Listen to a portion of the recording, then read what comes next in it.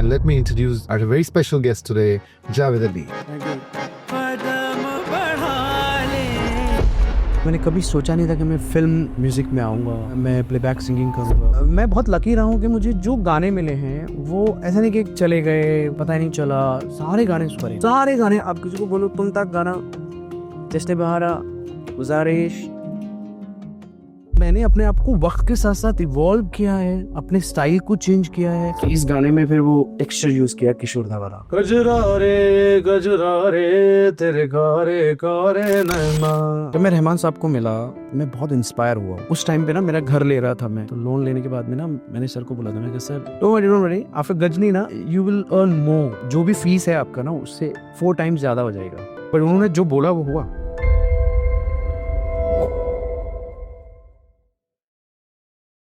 Today's guest is a very special guest. He's made you dance with his songs. He's made you fall in love with his songs. But for me, what is very important, that he has this special ability to connect me, and I'm sure millions of others, with the Almighty. There's so much power in his singing, in his voice, that I don't think I should be wasting any more time. And let me introduce to you our very special guest today, Javed Ali. Thank you, Vijay bhai. Javed bhai, thank you so much for coming. It's my pleasure. No, thank you so much.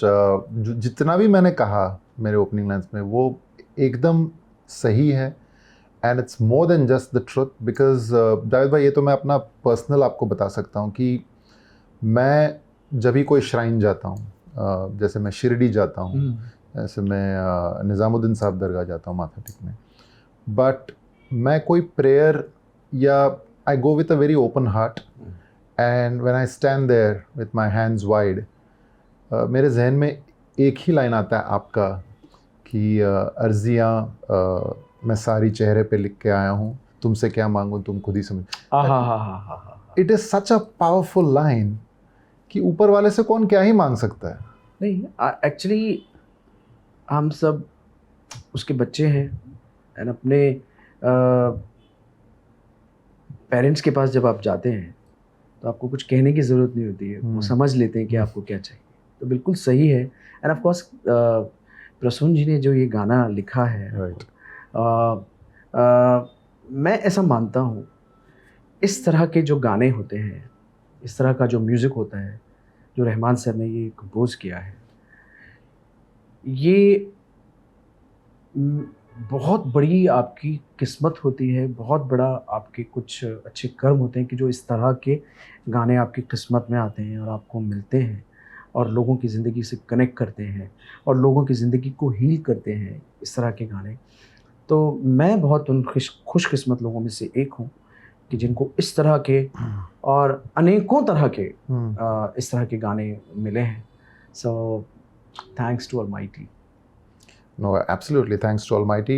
Since we're talking about that particular song, will you be able to narrate to us कि ये particular गाना, Delhi 6, and also I think it was also a homecoming of sorts for you because you're from Delhi, and to sing on a soundtrack called Delhi 6 and it was based in Delhi.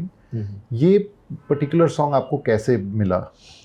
मुझे भाई हुआ ऐसा था कि ये मेरा वो वक्त था कि जब मैं पहली बार रहमान साहब से मिला था, और रंजीत भाई के स्टूडियो में हम रिकॉर्ड कर रहे थे महालक्ष्मी में, निर्वाणा में, और पहला गाना था मेरा कहने को जश्न बहारा है जोधा अकबर का। तो उसका हम स्क्रैच रिकॉर्ड कर रहे थे, और वो स्क्रैच रिकॉर्ड करते करते ही न जाने रहमान साहब के जहन में क्या थॉट आया, उन्होंने कहा कि मैं एक गाना ट्राई करना चाहता हूँ तुम्हारे से, और वो अर्जियाँ गाना था। ओके। और वो गाने की ना कुछ लाइंस उन्होंने मुझसे कहा कि आप ये गाओ, मौला मौला मौला मेरे मौला। तो मैंने गाया मेरे स्टाइल में, जो भी जिस तरह से भी मैं गाता था, और उनको क्या समझ में आया, उन्होंने कहा कि मुझे इस तरह से चाहिए, आपकी भरी हुई आवाज़ चाहिए। और मैंने उस तरह से उसको गाने की कोशिश की। तो कहने का मकसद ये है कि जब आप दिन ब दिन अपने आप को जब वक्त गुजरता जाता है तो आप है ना उस चीज़ में ग्रो करते रहते हो। ये स्टाइल मुझे पता नहीं था कि मैं कर सकता हूँ कि नहीं कर सकता। Oh really? ऑफ कोर्स ये स्टाइल डेवलप कराया है रहमान साहब ने। ओह ये स्टाइल आया ही रहमान साहब की तरफ से, क्योंकि मुझे भी नहीं पता था मैं कि ये स्टाइल मैं गा सकता हूँ। हाँ, एक बात थी कि मेरे डैडी कव्वाली करते थे, जी। तो कहीं ना कहीं रहमान सर के जहन में ये बात थी कि ना वो एक आपके डीएनए में वो बात होती है, वो आपको जेनेटिकली मिला होता है वो चीज़ के ना वो फील मिला होगा। राइट। तो ये सोच के उन्होंने मुझे ये गाना ट्राई करने के लिए कहा और वो मैं डिलीवर कर पाया। और उसके बाद में मुझे ये पता चला कि अगर मैं नहीं कर पाता तो शायद ये गाना पाकिस्तान में साबरी ब्रदर्स ओए उनको गंवाने का थॉट चल रहा था। अच्छा। तो वो मैंने ये जिस तरह से गाया, आप यकीन मानेंगे जब मैंने इस गाने को डमी गाया और एक स्क्रैच रिकॉर्ड किया तो कई दिन तक मेरे जहन में ना मैं रातों को उठ के ही गाना गाता था। ओह ये लाइंस गाता था, मौला मौला मौला मेरे मौला मौला मौला मौला मौला। मैंने कहा यार ऐसी कॉम्पोजिशन कैसे मिल जाती है। और मैंने तकरीबन 6 महीने बाद जब हमने एक और गाने की रिकॉर्डिंग में मैं आया और मैंने रहमान सर से पूछा, मैंने रहमान सर वो गाना जो हमने जो स्क्रैच रिकॉर्ड किया था वो कब हम रिकॉर्ड कर रहे हैं right finally. And he said process में है वो गाना और आप ही गाओगे। और मैं इतना खुश हो गया, मैंने कहा यार ये अगर गाना अगर मेरी लाइफ में आ गया ना तो मेरी लाइफ में एक है ना कहते हैं ना एक मील का पत्थर साबित होगा। और वाकई ये हुआ। वाओ इस तरह से ये गाना मुझे मिला। सुपर। और मैं बहुत ही फॉर्चुनेट हूँ कि ना ये गाना मेरी ज़िंदगी में आया और इस गाने की बदौलत मेरी एक अपनी एक अलग जगह बनी। और बहुत सारे गाने गाए मैंने लेकिन कुछ गाने ऐसे आपकी ज़िंदगी में होते हैं कि जो आपकी ज़िंदगी में कुछ शाइन लेकर आते हैं। Correct. आपकी ज़िंदगी में एक हाईलाइट पॉइंट लेके आते हैं। ये गाना उनमें से एक है। So sweet. और ये 3 अंतरे का गाना है? 4 अंतरे गाना है। 4 अंतरे का? इस गाने का ये तकरीबन 8.5 मिनट का गाना है। 8.5 मिनट का गाना, तकरीबन 2 गानों के बराबर है गाना, एक गाना। करेक्ट। It's a trip. उसको सुनते रहें। Also I realize one more thing, I am just इस गाने पे थोड़ा और मैं बताऊंगा क्योंकि it's very personal to me. पहली बार मैंने there are a lot of devotional songs और हर गाने का अपना एक there is a special place for every such song. इस गाने पे the relatively factor was more because there is a line, for example when you are in turmoil, there are conflicts, you are fighting some demons inside. हर इंसान की जिंदगी में कुछ ना कुछ होता रहता है। And there's a line that says, दरारे हैं माथे पे मौला, मरम्मत मुकद्दर की कर दो मौला। And it's so powerful. I think hats off to Prasoon Joshi ji. उन्होंने क्या थॉट लेके गाना लिखा है। मैं दरारें यानी आप देखें दरारें हैं माथे पे मौला। आप एक दीवार में अगर किसी को दरार देंगे तो आप उसकी मरम्मत कराएंगे ना। करेक्ट। जब आपके माथे पे दरारें हैं तो उनकी मरम्मत कौन करने वाला है। ब्यूटीफुल। तो क्या थॉट लेके उन्होंने लिखा है। यानी एक बहुत ही इंटरेस्टिंग कहानी है इसके पीछे। एक बहुत बड़े हमारे प्रीचर हैं, उन्होंने मुझे कॉल किया और उन्होंने कहा, हम सब उनको बहुत मानते हैं जी। उन्होंने मुझे कॉल किया, उन्होंने कहा कि जावेद मेरा बेटा को डॉक्टर ने कहा था कि इसको डिवोशनल म्यूज़िक आप सुनाइए और वो एक साइकोलॉजिकल उसको इश्यूज़ हैं तो डॉक्टर ने उसको सजेस्ट किया कि ना इसको थोड़ा डिवाइन म्यूज़िक सुनाइए। तो मैंने उसको ये गाना सुनाया और उसकी ज़िंदगी में बहुत तब्दीली आई। और मैं ऐसे लोगों से मिला हूँ कि जो लोग ये कहते हैं कि उनकी ज़िंदगी रोज़मर्रा की जब शुरू होती है इस गाने के साथ शुरू होती है। So I'm very happy. You're a healer, Javed And bhai. of course, thanks to Rahman sir. उन्होंने इतने खूबसूरत गाने मुझे दिए हैं कि जिनका कोई मोल नहीं है. But I'll tell you something, Javed bhai. I know you since so many years, and I've known Rahman Saab for so many years, and वो हम सबके फेवरेट है, and हम सब ने, और आप स्पेशली आपने तो उनको करीब से देखा है, like me. I want to tell you something which I don't know if someone has told you, and I don't have anything to gain by flattering you, right? But मैं आपको बताना चाहता हूँ, I have been observing you, you know, when we first met 12 years back, and you know, you used to come to the Powai studio. of Powai Rahman studio, Saab. correct. When Rahman Saab is sitting in front of you, right, there is some vibration. You look at the man, आप कितने भी थके हो, आप कितना भी wait कर रहे हो उनके लिए, लेकिन जब वो आते हैं रूम में, तो there is Fresh an हो energy, कुछ there is a vibration that has rubbed off on you. मैं यही बात आपको कहने वाला था. हम रोल करने से पहले भी जब हम बैठ के बात कर रहे थे, there is a certain calmness about you. There is a certain aura that you carry. ना, I'm being very serious, क्योंकि I observe people, और मैं तो आए दिन सबसे मिलता हूँ, हम तो ये करते रहते हैं. आप में वो देख रहा हूँ कि you are a very, I could be wrong, but tell me कि आप you are a very content person. अभी आप 1 घंटे से तो यहाँ बैठे थे हमारे साथ, हम खाना भी खा रहे थे, तो मैं ऐसे ऑब्जर्व कर रहा था. There is a certain aura you also carry. मुझे लगता है कि वो रहमान साहब का जो इफेक्ट है. नहीं, मैं एक बात बताना चाहता हूँ. Sorry to interrupt. Yeah please. जब मैं रहमान साहब को मिला, और ये मैंने कभी कहा नहीं है, लेकिन हमेशा मैं उनको देख के, पता है, ये मेरे जहन में ये बात, मैं बहुत इंस्पायर हुआ हूँ. जी जी. As a person, as a musician तो है ही, लेकिन एज अ पर्सन उनसे मैं बहुत इंस्पायर हूँ. मैंने कहा यार, ये अपनी एक अलग दुनिया में रहने वाले इंसान. करेक्ट.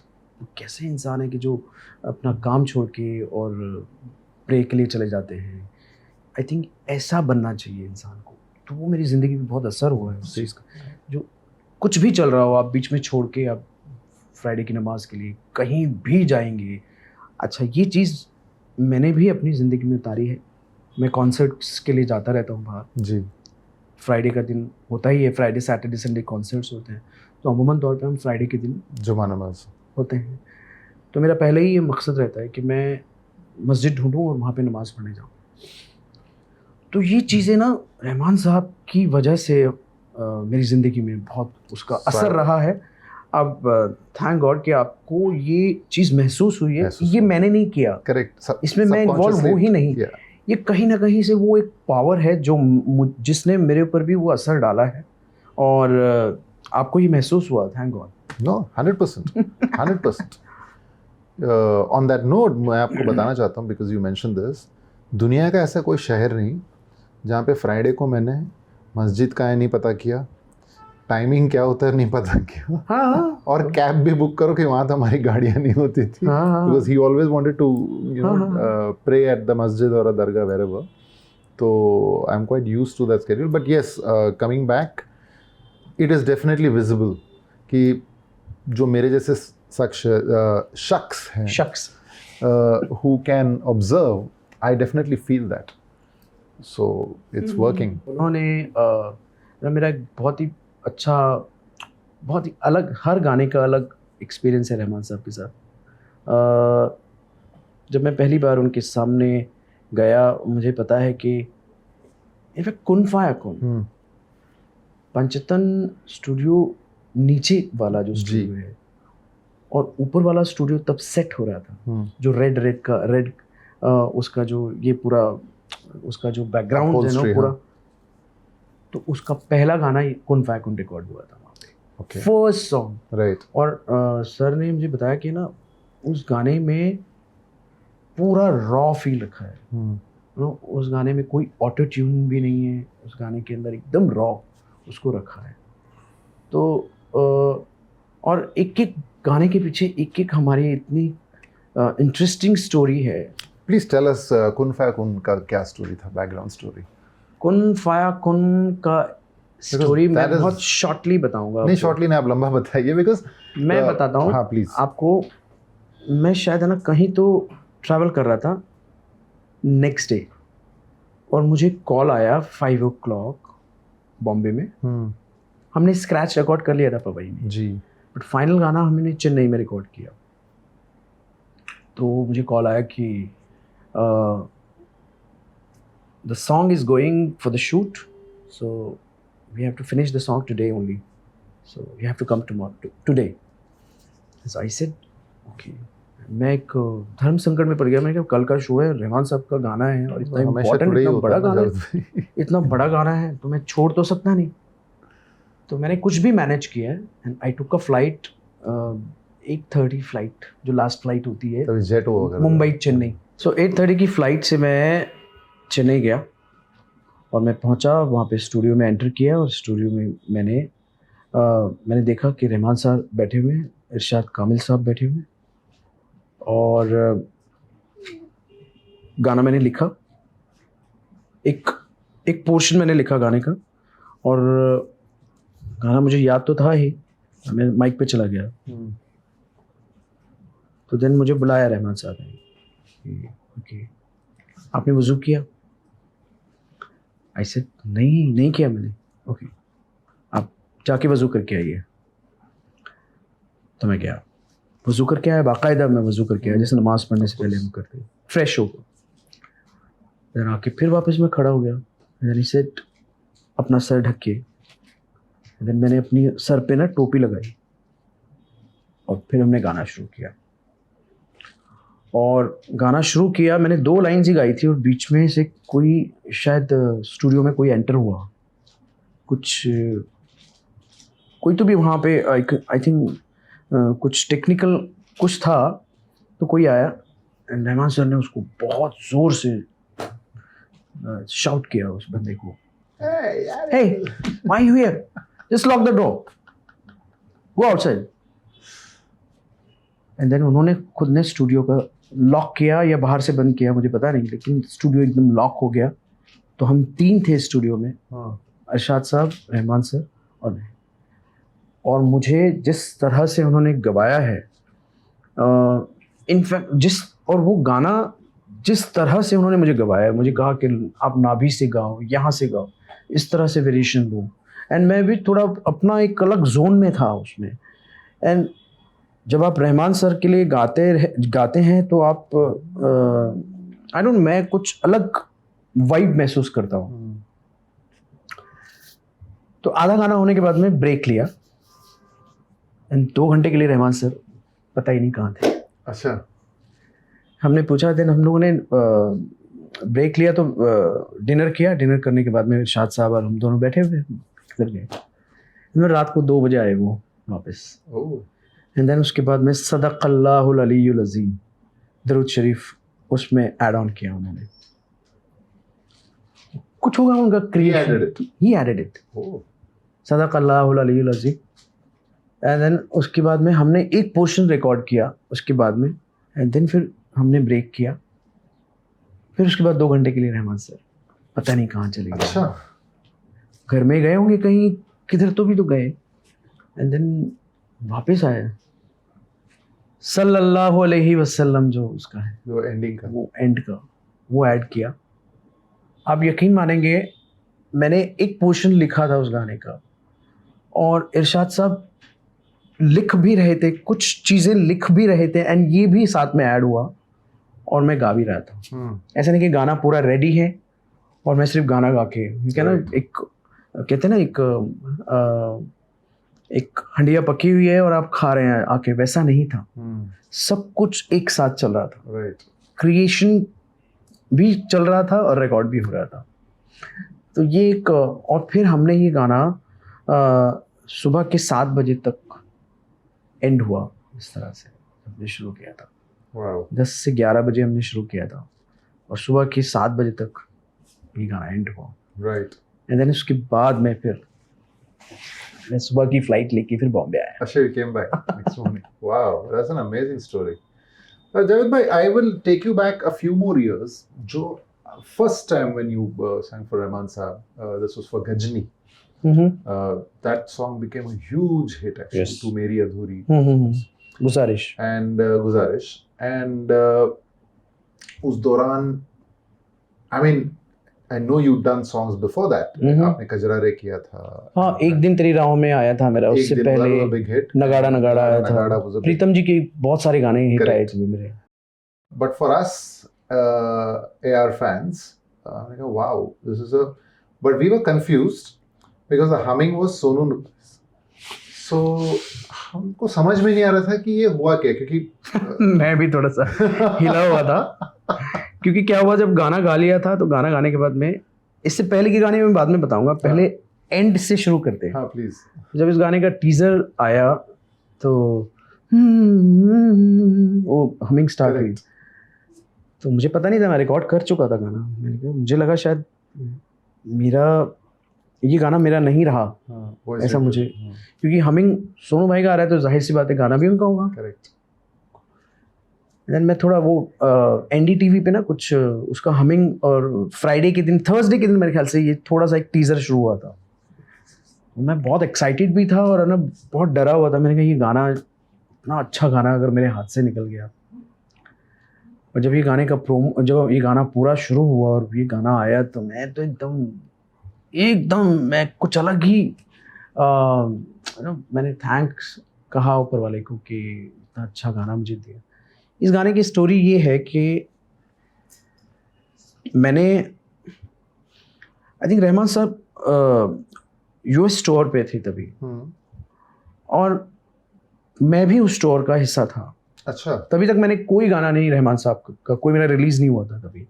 जश्न बहारा रिकॉर्ड टूर पे थे? टूर पे जाने वाला था। ओके। तो मैं बहुत एक्साइटेड था क्योंकि एआर के साथ में स्टेज शेयर करना, उनके साथ में टूर करना एक बहुत बहुत बड़ी बात मानी जाती है। तभी दीपक गटानी जी थे। दीपक गटानी जी तक कर रहे थे तभी। तो मैंने अपनी फैमिली को बोल दिया था, तभी मैं नया नया आया था, नया नया मेरा करियर स्टार्ट हो रहा था। पूरी फैमिली को बोल दिया था कि ए.आर. रहमान के साथ मैं टूर पे जा रहा हूँ। तो सब लोग बड़े खुश, सब लोग मतलब किसी अलग ही लेवल पे थे। मुझे बाद में पता चला कि मैं आई am not a part of the tour. Really? तो मुझे बड़ा धक्का हुआ। मैं बहुत शायद अकेले में जाके मैं रोया भी कि मैंने कहा ये मेरा ज़िंदगी का एक बहुत बड़ा चीज़ छिन गई है। तो मैं रहमान साहब को ना गजनी के गाने पे मिला और मैंने कहा Rahman sir I was expecting to share the stage with you, unfortunately it could not. So he said, जो होता है अच्छे के लिए होता है। आप इसलिए नहीं गए क्योंकि आप मेरे शो में आपके गाए हुए गाने गाओगे। Wow. He said that. Wow. उन्होंने कहा ये अच्छा हुआ आप नहीं गए। अभी जब नेक्स्ट मेरे शो में जाओगे ना, आपके लाइन से मेरे गाने आ जाएंगे तो आप किसी और के गाने नहीं गाओगे, मेरे गाने गाओगे। कट टू कितने ही शोज आपने उनके साथ किए। Oh my God. और एक और बात कही थी उन्होंने कि आई डोंट नो, मैंने उस टाइम पे ना मेरा घर ले रहा था, मैं नया नया था तो घर खरीदना था, तो मैंने लोन लिया था। तो लोन लेने के बाद में ना मैंने सर को बोला था, मैंने कहा सर मैंने लोन लिया है और डोंट वरी आफ्टर गजनी ना you will earn more, you will earn and your जो भी फीस है आपका ना उससे 4 टाइम्स ज़्यादा हो जाएगा। पर उन्होंने जो बोला वो हुआ, जो बोला वो हुआ। आई डोंट नो क्या, एक तो ज़बान में उनकी एक ना वो सच्चाई है ना, प्रोफेसी। जावेद भाई, I will tell you something related to this, आपको नहीं पता ये 1994, ओके, रहमान साहब को आए हुए 1.5-2 साल हुए थे इंडस्ट्री में। एक भी हिंदी पिक्चर आई नहीं थी। रंगीला के में 95 and I was 17, okay, I was a mad crazy fan. तो घर में यानी लोगों ने गिव अप कर दिया था। मैं शॉर्ट में बता रहा हूँ। तो मेरे फादर ने एक 2nd क्लास ट्रेन टिकट खरीद के दी थी मद्रास के लिए, तभी मद्रास कहते थे, और कहा कि बेटा इतना भूत सवार है तो जाके मिल के आए इस आदमी से, और अगर उसने रख लिया तो रह जाना, और उसने नहीं रखा तो वापस आके पढ़ाई करना। We come from a South Indian family, so सब कोई कज़न IIT में, कोई कहाँ, मैं पढ़ाई छोड़ के I boarded the train, I went. मैं 1 हफ्ते तक वो कोडम्बाकम के स्ट्रीट्स, कोडम्बाकम चलता, तभी तो इंटरनेट में कुछ नहीं था। तो मैं लोगों को, दुकान वालों को पूछता था A.R. रहमान का, तमिल में पूछता था A.R. रहमान का घर, किसी को पता ही नहीं कौन है A.R. रहमान, क्या है नहीं। ऐसे करते करते एक STD बूथ पे पहुंचा था मैं, जहाँ मुझे घर पे फ़ोन करके बोलना था कि मैं वापस आ रहा हूँ, आप मेरे आंटी को बोल दो कि ट्रेन टिकट बुक कर दे। नहीं तो और कोई जरिया नहीं था, जेब में पैसे नहीं होते थे। हाँ तो जब एसटीडी बूथ में, तभी पीसीओ एसटीडी बूथ ना, तो मैं खड़ा था, लाइन थी, टाइम पास के लिए क्या करते, तभी मोबाइल भी नहीं था, तो मैं वो डायरेक्टरी के पेजेस फ्लिप कर रहा था कि कोई भी मैगजीन हम वही करते थे तभी। तो डायरेक्टरी में येलो पेजेस में Panchathan Record Inn was listed, the number was 424341 अच्छा, नंबर भी याद है आपको? and I dialed and 424341 one Mr. Noel James used to be the manager. वो मुझे कॉल करते थे पहले। Hello, voice in Javed ji, this is Noel speaking from A.R. Rahman studio. So unfortunately we lost him, Oh, but sorry. उन्होंने phone answer किया and 2-3 बार उन्होंने hang up कर दिया, तो मैं बोला sir please please I come from, no I can not. फिर मैंने पटाया, मैंने कहा sir let me meet you. आपको पटाया? हाँ, मिलने अच्छा। फ़ोन, मैंने कहा सर मैं आपसे तो मिल लूँ, इतनी दूर से, please let me meet you. तो खुश हो गए, बोला हाँ मेरे को आके मिलो। तो उनको तब पहली बार मैं उनके घर के अंदर गया था। पॉइंट पे आता हूँ, नोएल ने मुझे मिलाया था, he said come after 2 days I'll get you to meet him. And मेरा इतना क्रेज था जावेद भाई, and I had written a letter for him and all that, and some 5-6 hours I was waiting to, एक singer है Suresh Peters, मालूम है Suresh had sung चिकबुक रेले, हाँ वो और नोएल बैठ के बात कर रहे हैं थोड़ी दूर पे, मुझे वहाँ पे बिठा के सिट देयर, और मैं बातें सुन रहा हूँ, एकदम इम्प्रेस हो गया, 17 year old, and cigarette P रहे हैं, तो मुझे लगा वाह क्या लाइफ है यार, मस्त है। 5-6 घंटे कब गुजरे पता नहीं, रहमान साहब आए, young boy that time, yeah hi tell me, I could not speak a word, I was choked and I was crying and he got shocked. बोल रहे थे नोएल को, बोल रहे थे कौन है ये पागल, किसको लेके आके बेटा, ये बात क्यों नहीं कर रहा। I said I am not able, मैं बात ही नहीं कर पाया। And he gave me a cassette, मेरे मे मादम करके एक मूवी थी, he gave me a cassette signed and he went, and Noel ने बोला ओके चलो we met him, you go, we didn't have photos nothing. मैं गेट के पास खड़ा रहा, तभी उनका जो अभी तो लिफ्ट है ना, तो सीढ़ी होती थी बाहर से ऊपर जाने के लिए, I knew he would come. He came back after 2 hours, जो आप कह रहे हो ना 2-2 घंटा गायब हो जाते थे, came back and he said you are still here. I said yeah, I could not speak because you know it was like a dream come true, so he said yeah tell me. तो ऐसे बात कर रहे थे, 2 minute बात किया खड़े खड़े, उन्होंने दीवार पे हाथ रखा, he said I cannot keep you right now, he said I don't know how long I will last, अभी तो मेरा शुरुआत हुआ है, मुझे ही नहीं पता मैं कितनी दूर चलूँगा, तो तुम जाके पढ़ाई करो। and he said something जो आपको कहा उन्होंने, he said something, he said do you believe in God? I said yeah, I mean, he said if God wants one day we'll be together, and then I came back to Bombay, वो कथा वहीं खत्म हुई। तो वो जो भी बहुत, अभी ये ना इन शॉर्ट में एक बार कहानी बताता हूँ। मैं भी इतना दीवाना था, मैं जब बॉम्बे आया तो बॉम्बे आने के बाद मेरा एक ही मकसद था कि मुझे रहमान सर से मिलना है। इनफैक्ट जब है ना मैं कॉन्सर्ट्स देखता था उनके, और कोई बंदा गा रहा है उनके कॉन्सर्ट में, एक है ना कोई अवार्ड फंक्शन में देख रहा था बॉम्बे में, तो फिर तुमने नया था, तो मैं अवार्ड फंक्शन में देख रहा हूँ, कोई गा रहा है, रहमान सर उस वक्त सिंथेसाइजर्स के बीच में होते थे, वो परफॉर्म नहीं करते थे, तो वो गा रहा है और वो एंजॉय कर रहे हैं, और मैं सोच रहा था, मैं कहा यार ये जब ये बंदा वहाँ उनके साथ में काम कर सकता है, वो अच्छा था, ही वाज देयर, मैं उनका नाम नहीं लूँगा, मैं जब ये बंदा काम कर सकता है तो मैं क्यों नहीं कर सकता। और मुझे बॉम्बे में, आप यकीन मानेंगे, बहुत सारे सिंगर्स, बहुत सारे कंपोजर्स ये बात कहते थे कि आप रहमान साहब के पास जाओगे ना, वो छोड़ेंगे नहीं आपको, ये लफ्ज़ बोलते थे। राइट। अब कौन कहता था ये भी नहीं मैं कहूँगा।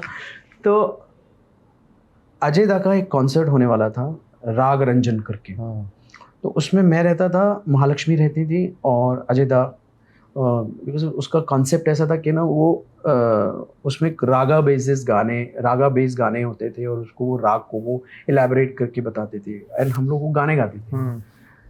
तो हमारा वो कॉन्सर्ट था एंड मनोरी दा वाज देयर, राइट। तो हम लोग ना आदित्य होटल में रुके थे, ओके, चेन्नई में। राइट। मुझे कुछ पता नहीं था, कोई मेरे पास एड्रेस नहीं था रहमान सर का। एक दिन पहले हम पहुँचे, नेक्स्ट डे हमारा कॉन्सर्ट था।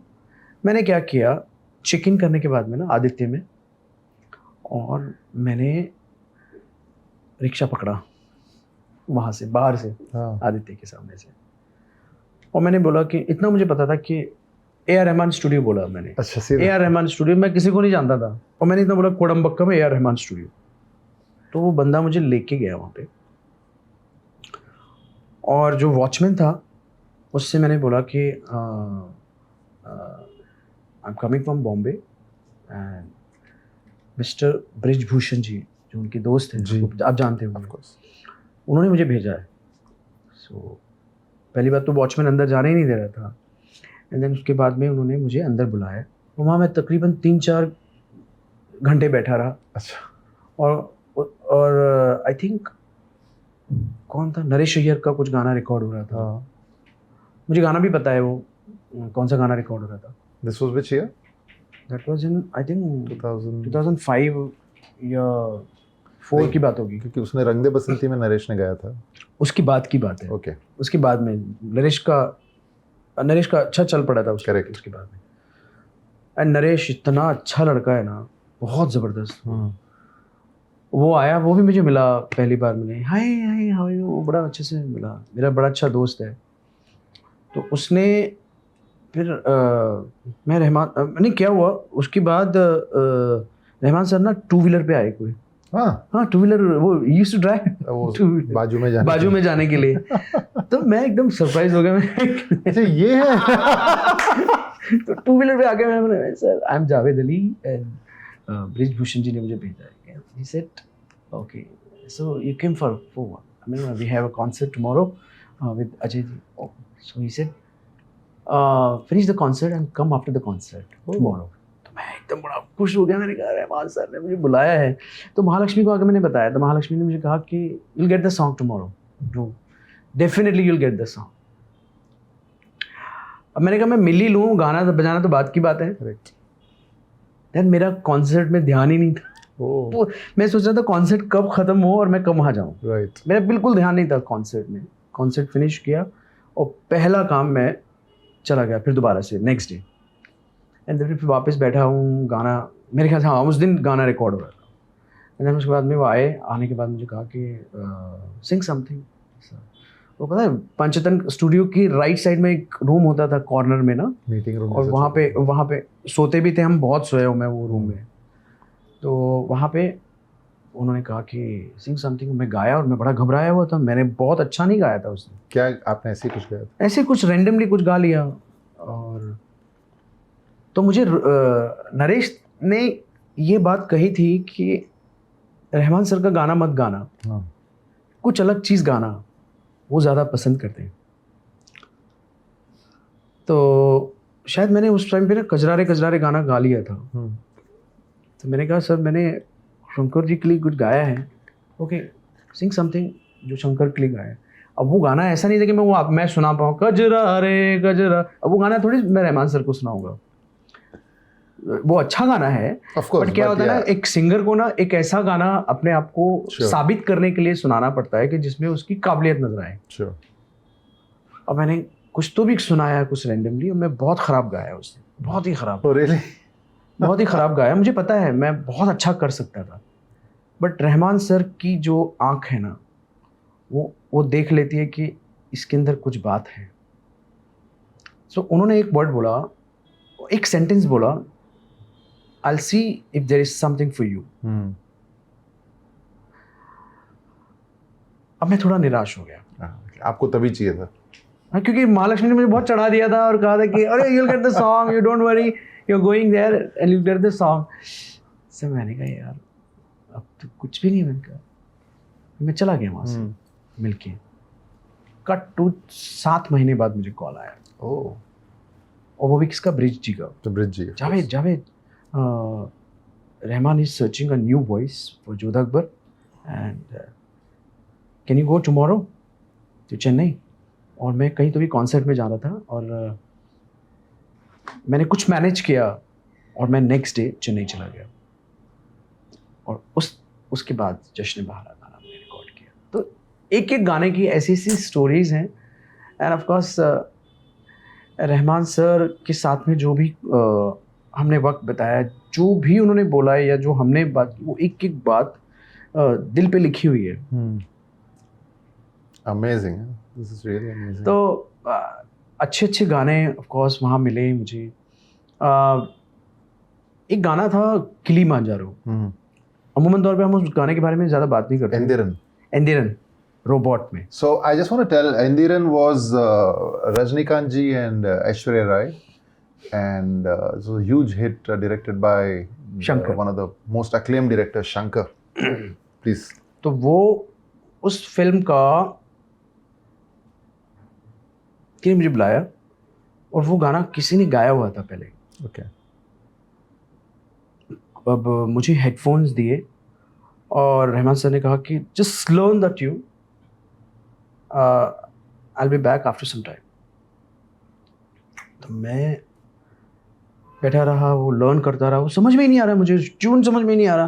कीली मांजारो मलाई कन्नी मांजारो कन्ना कुली मांजारो यारो, समझ में नहीं आ रहा। मैंने कहा यार इसको लर्न कैसे करूं, ये स्टाइल ही कुछ, ये स्कैनिंग ही डिफरेंट है यार, ये ऐसी स्कैनिंग मैंने कभी गाई नहीं,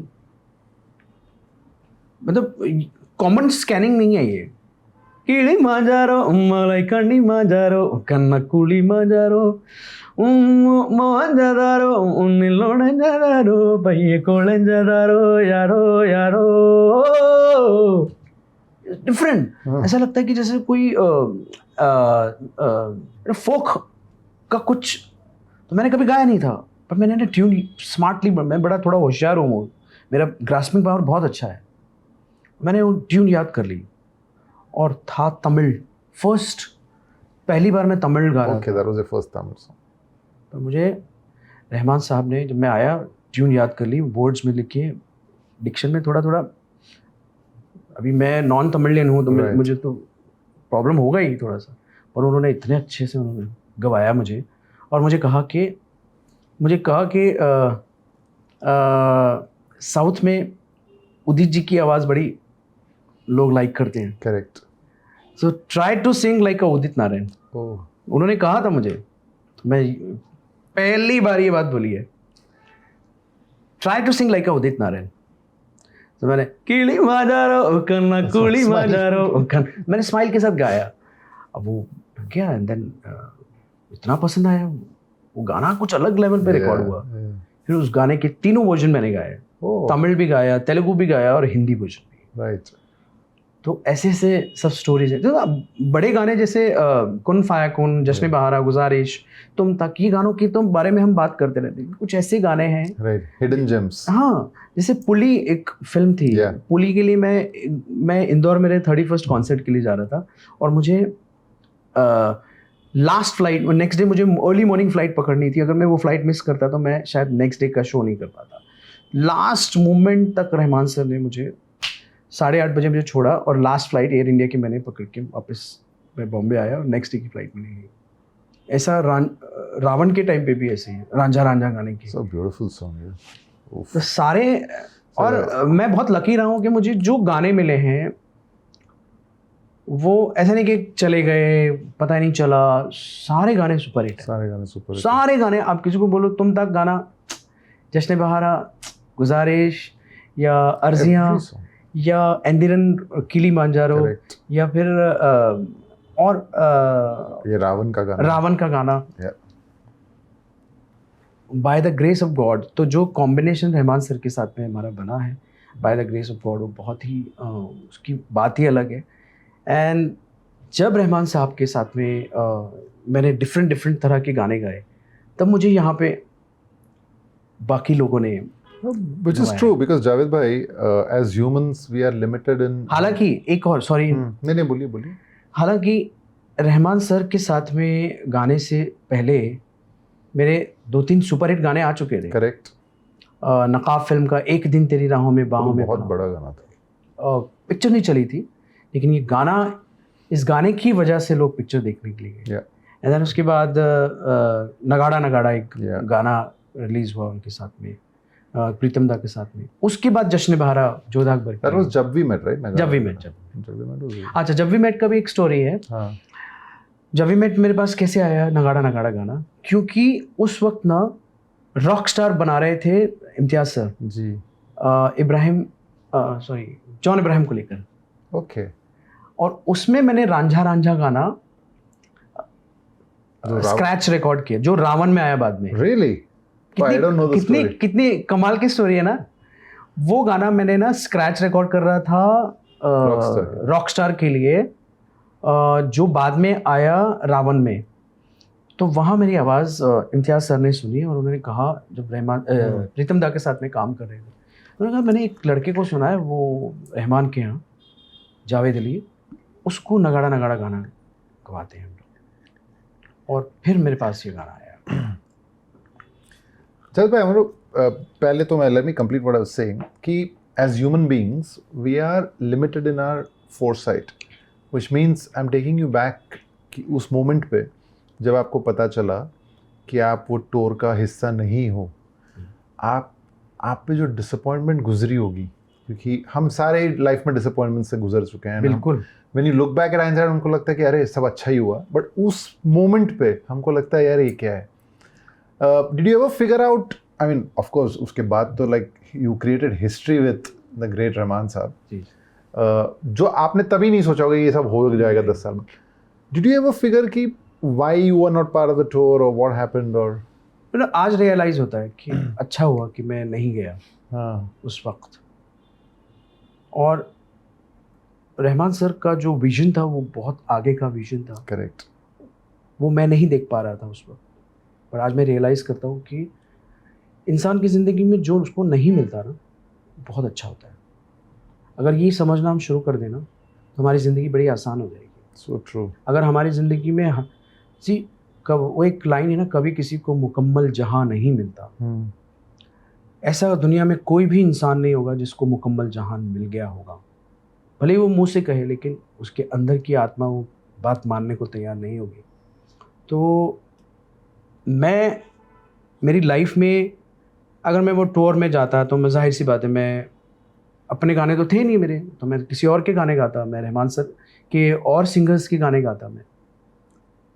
और बट कितनी सच्ची बात कही रहमान सर ने कि तुम इसलिए नहीं गए क्योंकि तुम मेरे शो में तुम्हारे खुद के गाने गाओगे।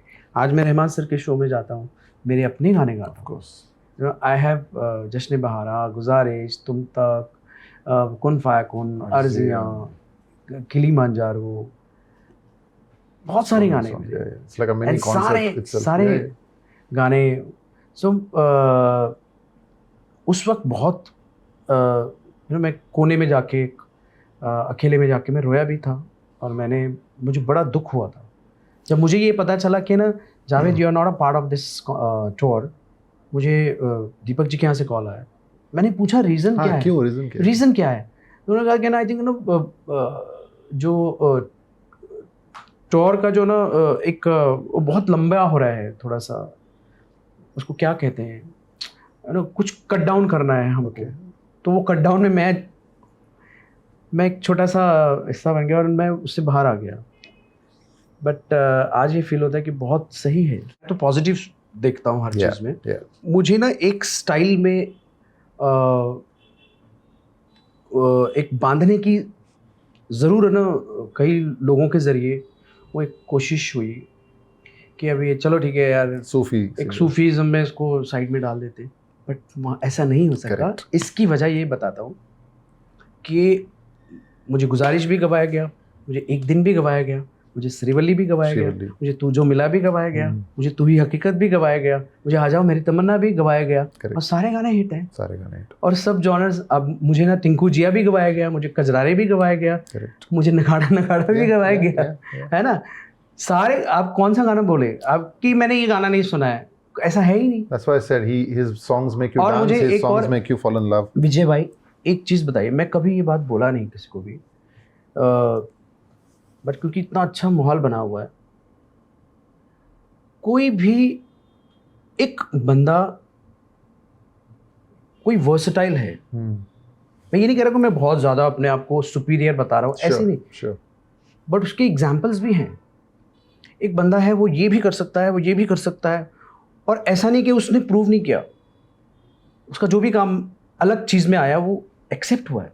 आप देखिए, मैं एक वेब सीरीज़ आई, उसमें शंकर एहसान लॉय का म्यूज़िक था, बंदिश बैंडिट, लब पर आए, सुपर हिट गाना, क्लासिकल, करेक्ट। टिंकू जिया, उस गाने का मैं नाम ही नहीं लेता, वो मेरे स्टाइल से एकदम डिफरेंट है। Extreme. एक बंदा वो भी गा रहा है। कट टू सूफीज़म में रहमान साहब के गाने आप देखिए, सूफीज़म में शंकर एहसान लॉय के लिए मैंने मेरा मुर्शिद खेले होली वो गाया। फिर प्रीतम दा के गाने सारे सारे एकदम तू ही हकीकत ख्वाब, तू एक दिन तेरी राहों में, तू जो मिला, आ जाओ मेरी तमन्ना, और बहुत सारे गाने उनके। एक तरफ वो भी गा रहा है बंदा, मतलब इतने डिफरेंट जॉनर्स गा रहे हैं, लेकिन लोग इस बात में लगे हुए हैं कि नहीं है ना, इसको एक ही स्टाइल में बांध के रखेंगे ताकि ना हम वहाँ पे काम करते रहें। करेक्ट। ऐसा नहीं है। आप किसी की काबिलियत, अभी आजकल ऐसा हो गया कि आप एक ही स्टाइल पकड़ के रखो और उसी में रहो, बाकी लोगों को बाकी करने। अरे यार, एक इंसान को टैलेंट दिया है ऊपर वाले ने जो सब कर सकता है, तो वो क्यों नहीं करेगा? करेक्ट। कई लोग नाराज भी हुए मेरे से इस बात को लेके, अरे आपने सूफी क्यों गा लिया वहाँ पे, वो तो हमारा स्टाइल है, आपको हमारा नाम सजेस्ट करना चाहिए। अच्छा, ऐसा कई लोगों ने बोला मुझे। शायद अरे यार क्या है भाई। शायद ये वो लोग ही हैं जो मुझे फोन कर। फिर उसके बाद ना फिर उसके बाद आपको बताता हूँ, एक बंदा है, अभी मैंने कभी बचपन से मोहम्मद रफ़ी साहब को कभी गाया नहीं जी। अब मैं उनकी कॉन्सर्ट करूँ, रागाज ऑफ रफ़ी, पूरी दुनिया को मानती है, इतना प्यार करती है कि मैंने कभी गाया नहीं था कि रफ़ी साहब के। अभी एक बंदा वो भी कर रहा है, एक बंदा सूफी भी कर रहा है, एक बंदा वही बंदा रोमांटिक भी कर रहा है, वही बंदा आइटम भी गा रहा है, वही बंदा क्लासिकल भी गा रहा है, ओरिजिनल लैंग्वेज। तो क्या मैंने कोई गुनाह किया है? नहीं, बिल्कुल नहीं। The best way to silence them is through your work and success. मैंने तो कुछ किया नहीं, लेकिन कुछ लोगों ने ऐसा टाइपकास्ट करने की कोशिश करी, बट जहाँ की वहाँ ऊपर वाले ने उनको एक दिया। ऐसा एक दौर आया, उसके बाद में श्रीवल्ली ऊपर वाले ने गाना एक ऐसा मुझे दिया, उस गाने की मैडनेस, उस गाने का एक स्टाइल, मैंने अपना स्टाइल चेंज किया उसमें। मैंने अपने आप को उस गाने में इवॉल्व किया, अपने स्टाइल को बहुत ज़्यादा। मैंने अपना वॉइस टेक्सचर चेंज किया, राइट। और उसका मुझे फ़ायदा मिला, बेनिफिट मिला, लोगों का कहना शुरू हुआ। इंडिपेंडेंट म्यूज़िक में बहुत सारा कर रहा हूँ, बहुत सारा। मतलब ऐसा होता है कि कई बार है ना, मुझे उसका चयन करना पड़ता है कि मैं ये करूँ या ना करूँ। तो मैंने अपने आप को टाइम के साथ इवॉल्व करता जा रहा हूँ। उसका सबसे बड़ा प्रूफ ये है कि I am on your broadcast list. हर 3-4 दिन में तो आप मेरे को गाना भेजते। इनफैक्ट अभी हमारा एक गाना रिलीज हुआ है, तनिष्क का एक गाना रिलीज हुआ है, आई लव माय इंडिया, कल ही रिलीज हुआ है। आई सॉ दैट, मेरे को आपने भेजा था। तो वो गाना निकिता गांधी, राइट? निकिता गांधी और डुएट है। तो लोगों को वो वॉइस इतना उसके ऊपर कैरेक्टर पे जा रहा है, there is a freshness to it, तो उस पे मैंने ध्यान दिया है। तो एक बंदा इतनी मेहनत कर रहा है अपने काम पे, इतना डेडिकेटेड है वो बंदा, उसका डेडिकेशन है अपने काम के लिए। लोग ऐसा क्यों सोचते हैं, मुझे समझ में नहीं आता क्या हल मिलता है उन चीज़ों से ना। आपको मुझे बहुत दुख होता है। यू नो दैट ना, द फेमस कुछ तो लोग कहेंगे, लोगों का काम है कहना छोड़ो बेकार की बातें, कहीं बीत ना जाए रहना। सुपर्ब। जावेद भाई, I also want to understand from you, because you started with Shankar Ehsaan Loy ji and Pritam ji. Tell us a bit about what is their working style. आप जब स्टूडियो जाते हैं तीनों बैठे रहते हैं कि नहीं?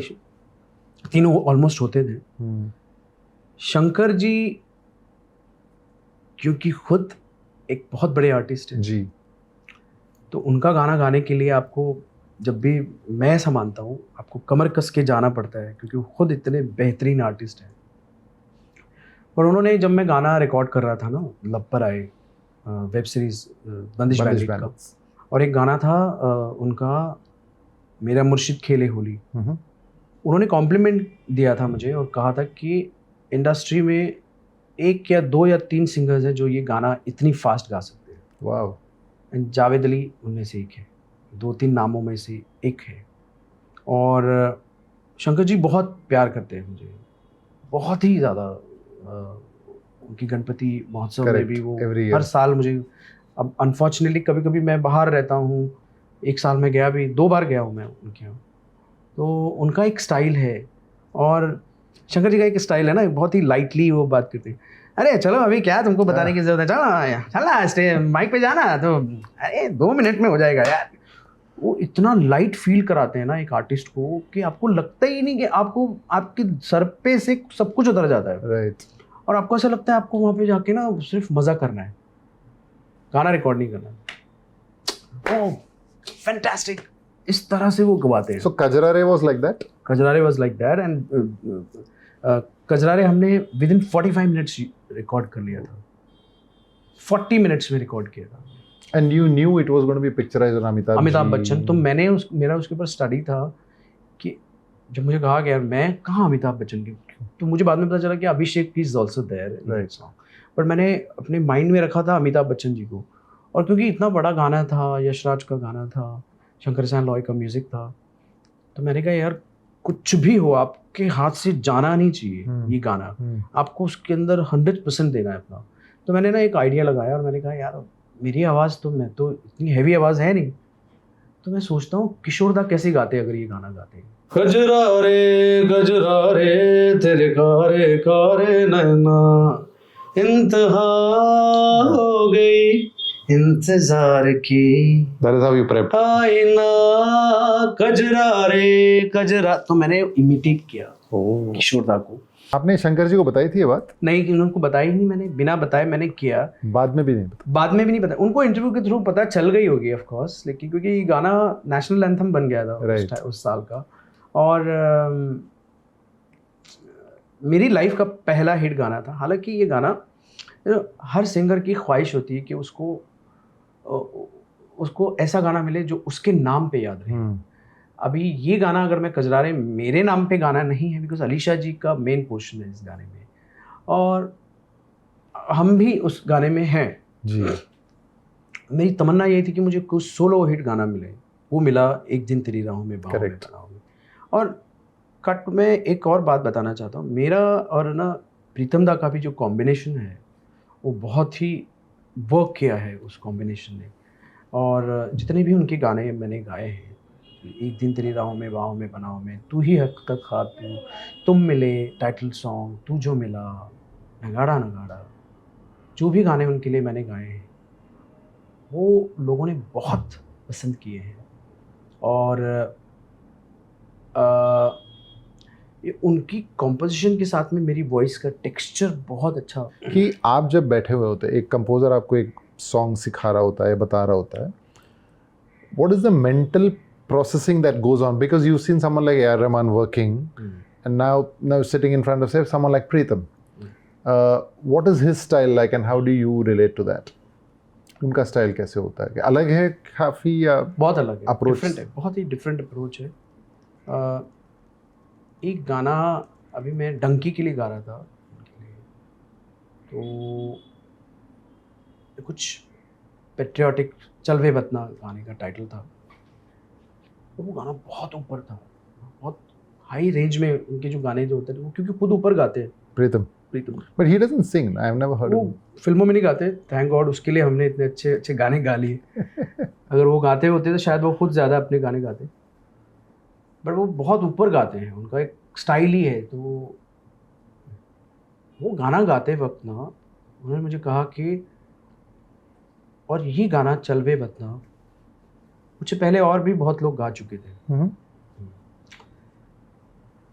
तो बहुत बड़े बड़े नाम।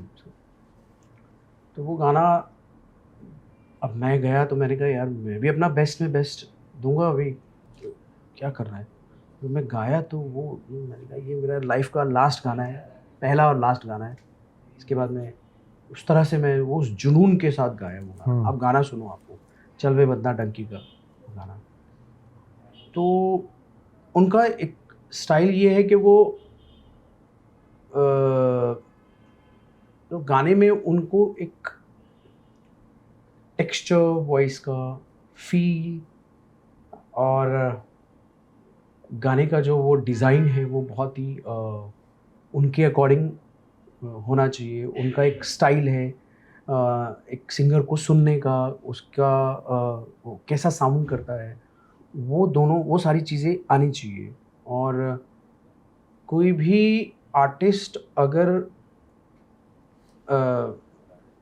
जो उनके लिए गा चुका है वो अपने जोन में रह के ही वो इसी वो एक माइंड में रख के बुलाते हैं कि ये गाने का ये गाना ऐसा साउंड करेगा, तो किसको, जावेद को बुलाते हैं। तो वो साउंड होना चाहिए। आप कुछ डिफरेंट करने की कोशिश करोगे तो वो उनको एक्सेप्ट नहीं करते वो। तो ये एक स्टाइल है वेरी उनका। टेक्स्ट बुक हाँ अप्रोच। हाँ, बहुत ही ज़्यादा क्लियर इन द सेंस कि एक आर्टिस्ट को बुलाए तो उसका एक स्टाइल उनको पता होता है कि वो किस तरह से गाता है, किस तरह उसका अप्रोच है। तो स्टाइल के अकॉर्डिंग आपको सो यू कांट एक्सपेरिमेंट। बहुत ज़्यादा मैं उनके सामने जब भी गाना गाता हूँ तो मैं एक्सपेरिमेंट नहीं करता हूँ, क्योंकि मेरा एक टोन बैठा हुआ है उनके दिमाग में। तो वो टोन, वो टेक्सचर को माइंड में रख के मैं गाऊँ जी। मैं कोशिश करता रहता हूँ। वैसे कुछ नए कंपोजर्स हैं जिनके साथ मैं काम करता हूँ। अभी मैं बता रहा हूँ, एक मेजर करके एक फिल्म आई थी और उसमें श्री चरण कंपोजर थे। हाँ, पकाला श्री चरण, ओके। साउथ के हैं। तो वो गाना मैंने एक अलग, अब मेरा वॉइस डिफरेंट साउंड करता है। और मुझे रात को 12 बजे विजू भाई का कॉल आया, विजू शाह जी। Of course. और उन्होंने कहा कि Javed you are sounding so different. मैं जिम में था और ये गाना सुन रहा था, तो जब 3rd या 4th लाइन आई तब मुझे पता चला उनके लिए मैं गाया हूँ कि जी जावेद अली है। तो मैं ऐसा एक्सपेरिमेंट करता रहता हूँ अपनी वॉइस के साथ, स्टाइल को लेकर। कभी कभी कुछ गाने ऐसे होते हैं कुछ कंपोजर्स के लिए कि अभी जैसे मैं अमित त्रिवेदी की बात करूँगा, तो अमित त्रिवेदी के लिए मैं एक गाना कर रहा था, Ishaqzaade. Correct, the title song. The title song. तो वो गाना एक्चुअली कोई और सिंगर थे उनके जहन में, या फिर ऑफकोर्स यशराज के लिए वो गाना था। तो अमित ने मुझे उस गाने के लिए बुलाया और वो गाना लकीली जब रिकॉर्ड हो गया तो आदि सर आए और उन्होंने यशराज में ये गाना रिकॉर्ड होने के बाद सुना। और मैं पीछे बैठा हुआ था और उन्होंने ऐसे पीछे मुड़ के ये कहा नाइसली सा, ऐसा। तो मैं बड़ा खुश हो गया। तो अमित एक अलग जोन के बंदे हैं।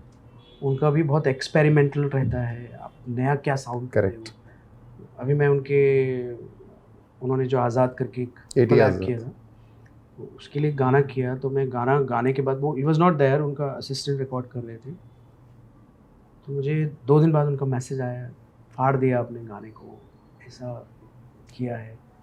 जब किसी कंपोजर का ना ऐसा मैसेज आता है ना, सो देन यू फील सुकून मिलता है। But does that work for you Javed भाई? फॉर एग्जाम्पल, एक कंपोजर ने आपको बुलाया एक गाने के लिए and the composer is not there. I know, see, it happens with Rahman Saab, but now it's become a fad कि composer ही नहीं है as a singer. मुझे ऐसा लगता है कि ना कंपोजर होना चाहिए। Exactly.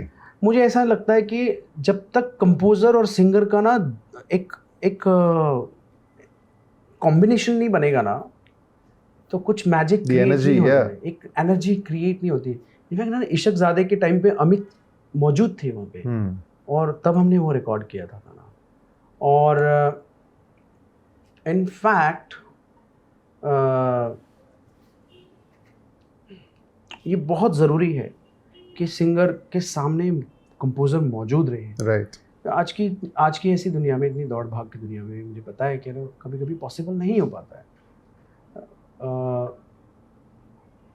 बट वो बहुत ज़रूरी है। Yeah. How is it working with DSP? DSP का और मेरा कॉम्बिनेशन, जैसे रहमान सर के साथ में एक कॉम्बिनेशन बना, किलर कॉम्बिनेशन। जो भी गाना हमने किया है सुपर हिट, सारे सुपर हिट है, ये कहना पड़ेगा। He's a fun guy, है? ओह माय गॉड, हर गाने के पीछे एक स्टोरी है उनके लिए भी। एक गाना हमने उप्पेना का रिकॉर्ड किया था उनके लिए, नी कन्नू नीली समुद्रम। और वो गाना मेरा गला ख़राब था तकरीबन 15-20 दिन में, मुझे डॉक्टर ने कहा था कि आप रेस्ट करना। तो उन्होंने मेरे लिए 1 महीना वेट किया कि वो गाना मैं ही गाऊंगा, नी कन्नू नीली समुद्रम। एंड देन मनी ने कॉल किया, उनकी असिस्टेंट ने, और उन्होंने कहा कि sir can you come to the Chennai, हम आपको इवनिंग फ्लाइट से वापस भेज देंगे 15 दिन बाद। तो मैंने कहा अच्छा ठीक है, मैं आता हूँ। देन फिर मैंने उनको कॉल किया, मैंने कहा मेरे से हो नहीं पाएगा अभी जो सिचुएशन है मेरी। तो देन मैंने मेरी फैमिली से बोला, मैं कहा यार पता नहीं, मैं समझ में नहीं आ रहा मैं क्या करूँ, छोड़ दूँगा गाना क्योंकि उनको जल्दी देना है। तो मेरी मॉम ने कहा कि आप चले जाओ, देख लेना फिर बाद में। उसके बाद में मैं वहाँ गया और वो गाना ब्लॉकबस्टर पेने का निकानो नहीं समझा। फिर उसके बाद में जो भी उनके साथ श्रीवल्ली गाना किया, करेक्ट, जो भी गाना किया, फिर अभी एक बुज्जी तल्ली गाना किया। वो गाना मैं कड़प्पा जा रहा था, कड़प्पा शरीफ, और मेरी यहाँ से डायरेक्ट फ़्लाइट थी, अभी कड़प्पा के लिए डायरेक्ट फ़्लाइट हो गई है, बॉम्बे से भी। बॉम्बे से भी हो गई है। उन्होंने बोला, मैंने मुझे रिक्वेस्ट किया कि आप ये अर्जेंट है गाना और आपको गाना है, तो आप चेन्नई से बाय रोड चले गए। चेन्नई से 5 घंटे का ड्राइव है, इट्स अ पेनफुल ड्राइव, बहुत लंबा। तो कैसे भी कर मैंने मैनेज किया और वो ब्लॉकबस्टर हो गया। बुज्जी तल्ली अभी 3-4 महीने पहले। तो फिर पीलिंग गाना इसका पुष्पा 2 का, करेक्ट, वो गाना भी मैंने रिलीज से 4 दिन पहले गाया।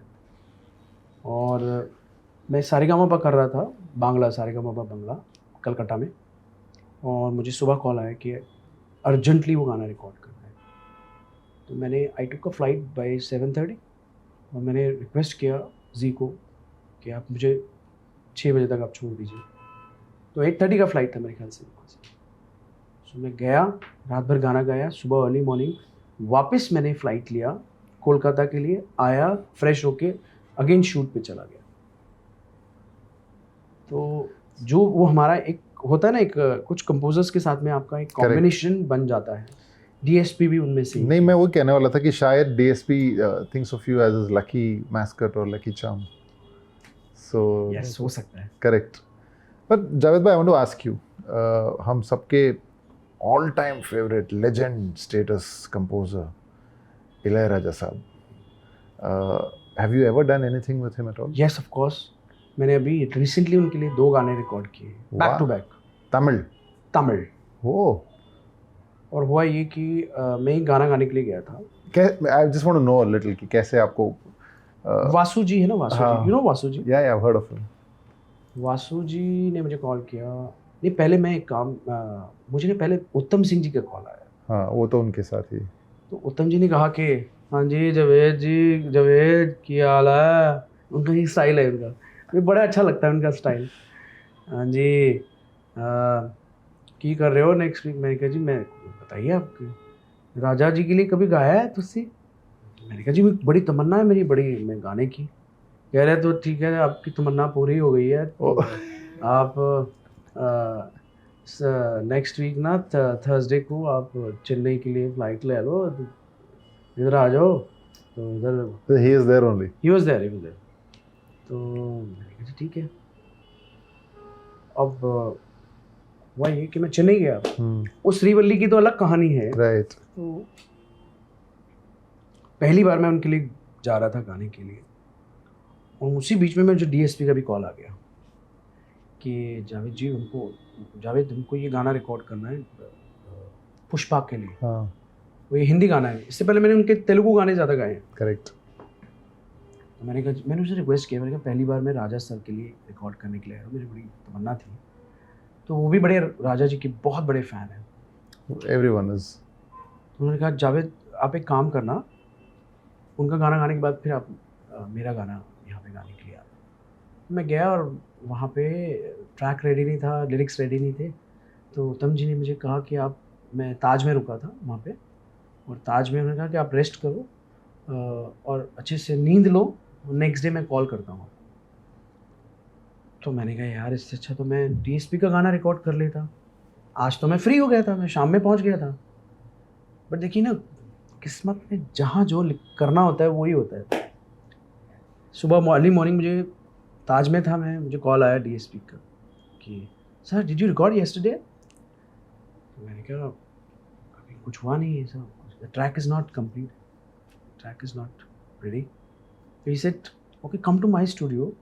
अगर इन बिटवीन उनका कॉल आ गया ना आपको, तो आप मेरा गाना छोड़ के वहाँ चले जाओ। तो मैंने कहा चलो गुड आइडिया।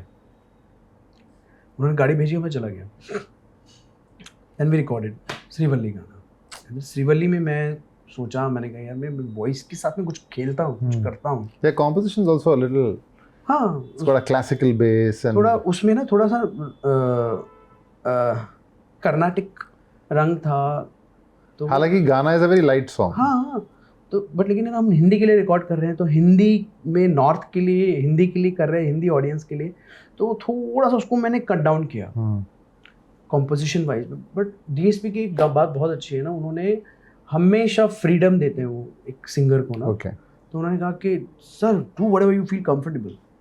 तो मैं उसमें जो मुझे ठीक लगा, जो मैं करता गया वो एक्सेप्ट करते गए और गाना ही रिकॉर्ड हुआ। Wow. उसके बाद में फिर मैं राजा सर का Oh, then it, गाना रिकॉर्ड करने के लिए गया और मेरी वॉइस बहुत 2-3 घंटा गाया मैं। तो मैं चाहता था ये कि Warmed up था। राजा सर के लिए मैं फ्रेश वॉइस लेकर जाऊं, बट खुदा को कुछ और मंजूर। right. तो उस गाने के लिए मेरी फ्रेश वॉइस थी और फिर उसके बाद में राजा सर के लिए गया और एक फीमेल सिंगर को वो गवा रहे थे। That was the first time you saw him? हाँ, आप मैंने गए पहली थे? बार देखा हाँ, था just मैंने। tell us कैसा था एक्सपीरियंस? उत्तम जी बैठे हुए हैं, राजा सर बैठे हुए हैं, वो गा के बता रहे हैं वो सिंगर। वो बेचारी शायद उससे नहीं हो पा रहा है, नहीं कर पा रही है, और दूसरा नंबर मेरा था। तो मैं भी बड़ा कभी कभी मन में ऐसा होता है ना कि यार आप कैसा एक्सपीरियंस होगा, first impression is the last impression. Correct. Plus आप ए.आर. रहमान के चाहते हो। अब पता नहीं ये तो ऊपर वाला जानता है। तो मैं देख रहा हूँ तो वो लड़की शी वाज क्राइंग, और वो राजा सर बता रहे हैं वहाँ पे कि वो दूसरी बार उसको बुलाया और वो हमेशा रो के वापस जाती है। तो आप सोचो मैं क्या मेरी कैसे होगी। मैंने कहा सेकंड अभी मेरा नंबर है। तो मैं गया तो ही वाज सो हैप्पी। अच्छा, राजा सर इतने खुश। व्हाट डिड ही से? ओके, उन्होंने आपको मैं फोटो दिखाऊंगा उनके साथ में। उन्होंने मेरे गले में ऐसे हाथ डाला एंड ही वाज लाफिंग। उनका हंसते हुए ऐसे गले में हाथ डाल के किसी के साथ फोटो नहीं है। करेक्ट। मैंने जिसको भी वो फोटो दिखाया है उन्होंने कहा ये पॉसिबल ही नहीं है, आपने फोटो एआई से। हाँ। तो मैंने कहा, और उन्होंने बार बार क्लिक किया पिक्चर मेरे साथ में और मुझे बहुत प्यार किया और कहा कि next week what are you doing, एक और गाना करना है। फिर मैं दूसरा गाना रिकॉर्ड करने के लिए गया। फिर 2 दिन रुका, 2 गाने मैंने 1-2 तमिल गाने रिकॉर्ड किए जो अभी रिलीज़ नहीं हुए। ओके। तो बहुत ज़बरदस्त उनका पहले मैं। But during the process of the recording he was okay. He was very good, he was very good. मुझे मज़ा क्या आया ना, थोड़ा आप नर्वस थे? नहीं, मैं बहुत खुल चुका था उनके साथ में। मुझे मज़ा ये आया था कि वो गा के जो बता रहे थे ना, और मेरा थोड़ा ग्रास्पिंग पावर बहुत अच्छा है। राइट। बहुत जल्दी ग्रास्प करता हूँ, मेरा वो ऊपर वाले ने कुछ दिया है मुझे। तो वासु जी मुझे डब करा रहे हैं और फिर राजा सर आके सुन रहे हैं वो गाने को, छोटा कनेक्शन वो खुद कराते थे। तो ऐसे करके गाना, लेकिन टाइम लगता है उनका गाना गाने के लिए थोड़ा सा। आपको मैं 2 चीज़ें बताता हूँ राजा सर के बारे में। टोरंटो में कहीं कॉन्सर्ट चल रहा था उनका 2015 में। दैट्स द टाइम वी, जब मैं रहमान साहब के साथ था, हमारा भी कॉन्सर्ट टूर चल रहा था। तो मैं भी था क्या? 2015 में आप 18 में थे। अच्छा, 2018 उदित जी और आप। हाँ। तो किसी ने ऑडियंस से सीटी मारी, इन्होंने रोक दिया शो। बोला कौन है वो सीटी मार रहा है? तो सब एवरीवन वाज स्टन्ड। तो बोला अगली बार सीटी सुनाई दी तो मैं बंद कर दूंगा शो। तो दैट वाज राजा। एक वो, दूसरा एक यूट्यूब पे क्लिप है, there is a very popular singer Manu ji. हाँ, वो भी आए थे 2018 में। हाँ। करेक्ट। तो मनु जी कुछ गा रहे थे, शो चल रहा है, तो शो में 19-20 तो होता ही है। हाँ, होता ही। Right, whether it's pitching over what tempo whatever, if you don't have it. इन्होंने रोक दिया मनु को, अरे ऐसे नहीं, नो। तो ऑडियंस चिल्ला रही है। गॉड, क्या उनका ना टेम्परामेंट। और ये गा के सुना रहे हैं उनको, क्या वो ऐसे गा, वो वैसे कर रहा। तो that is the great hilarious. Singer की तो बैंड बज जाएगी क्योंकि ऑडियंस को ऐसा लगेगा ये करेक्ट नहीं गा रहा है। Correct. So that is it. My only encounter with him was when he was doing his 1000th movie, Shamitab. ताज लैंसन में एक बहुत बड़ा इवेंट था Mr. Balki was the director of the movie, Yes, yes. and ये सारे थे. तो Rahman sir called me and said, take a bouquet of 1,000 flowers, 1,000 roses, and go and give it to Raja sir on my behalf. और उसमें एक note लिखना कि may you do 1,000 more. The greatness of Rahman साहब. ब्यूटीफुल, क्या बात है. मैं बुके लेके पहुंचा. वो इवेंट खत्म हो चुकी थी तब तक. तो luckily I met Mr. Balki and I said, Mr. Rahman, he said, oh yeah, so why don't you go to his room? So I went to his room. और my heart में धक धक चल रहा था because I'm representing A.R. Rahman. उत्तम Singh ji opened the door. So I said, I've come to. So अंदर देखा तो राजा सर खड़े थे. So मैंने उनको तमिल में बोला, Sir, my name is Vijay and I've come from. So I said, sir, flowers. तो लिया. तो there's like silence. सब तीनों लोग खड़े रूम में. अब वो लेके खड़े हैं बुके. और मेरे को पता नहीं अब नेक्स्ट क्या बोलेंगे. मुझे लगा बोलेंगे बैठ एक मिनट या very awkward moment. So then the Uttam Singh ji took the flowers and kept. He's standing, I am standing. So I said, sir, I've been a fan of yours बचपन से मैं. I said, Mr. Rahman sends his greetings to you. I said, okay sir, thank you very much. मैं भाग रहा हूँ वहाँ से. Javed bhai, I want to ask you how your experience of working with again another Oscar award winner M.M. Keeravani ji. मुझे एक अजय देवगन साहब की एक फिल्म आई थी. क्या नाम था उस फिल्म का, भूल गया. औरों में कहाँ दम था. अच्छा, औरों में क्या, मुझे औरों लगा. औरों में औरोविल वाला औरों. मनोज मुंतशिर साहब ने वो लिखा था जी. और पहली दफ़ा मैं उनको मिला था और मेरी बड़ी तमन्ना थी क्योंकि मैं उनका बहुत बड़ा उनका भी. वो यहाँ पे आए थे मुंबई. हाँ, मुंबई आए थे. और वो इतने क्लियर है ना अपने गाने को लेके, अपने थॉट्स को लेकर, कि वो सोचते नहीं, उनको बहुत क्लियर है. वो अच्छा टेक आ गया ना फिर वो आपको बार बार नहीं गवाते. You won't waste your time. मैंने उनसे रिक्वेस्ट किया, मैं कि सर एक बार और ले लें क्या. It's sounding amazing, no worry. फिर कट टू कुछ दिन बाद मुझे उनका कॉल आया, किरवानी सर का. उन्होंने बोला, Javed ji, what are you doing, where are you. So I said, sir I am in Mumbai. Okay, you want to eat Hyderabadi biryani. Wow. I said, why not, sir? Okay, can you come to Hyderabad tomorrow? We'll have Hyderabadi biryani and let's record one song with you. अरे वाह, so sweet. So हमने कुछ एक तेलुगु गाना record किया, पर वो अभी रिलीज नहीं हुआ है जी. तो इतना मज़ा आया उनके साथ में भी काम करने. उन्होंने कहा कि मैं तुमको डिफरेंट अलग अलग जॉनर्स में मैं तुम्हारे साथ में एक्सपेरिमेंट करूँ. तो बहुत मज़ा आया उनके साथ में. मेरे अंदर मुझे एक अलग इम्प्रेशन था उनके लिए कि ना वो बहुत सख्त होंगे, बड़े स्ट्रिक्ट होंगे, बट ऐसा कुछ भी देखने को नहीं मिला. बड़े आसानी के साथ उन्होंने डब किया गाना और कहीं भी एक सेकंड के लिए ये फील नहीं हुआ कि मैं पहली बार उनके साथ काम कर रहा हूँ या बहुत कम काम किया है. एक बहुत ही अच्छा रैपो उनके साथ में बना मेरा और बहुत मज़ा आया. एक और बहुत टफ कंपोज़र हैं हैरी जयराज.